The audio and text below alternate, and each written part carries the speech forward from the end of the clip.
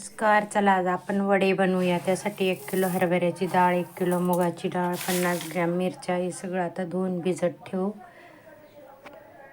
चला आता आपण डाळ धुवून भिजत घातली, मिरच्या पण भिजत ठेवल्या आहे. भिजल्यावर वाटून घेऊ आपण आता. चला आपली डाळ भिजली. आता सगळं साहित्य बघू आपण.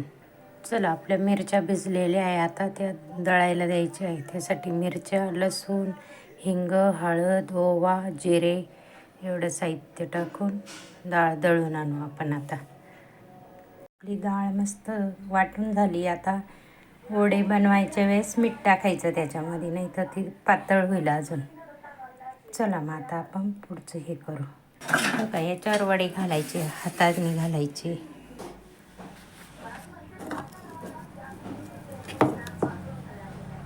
आपले वडे तोडून झाले,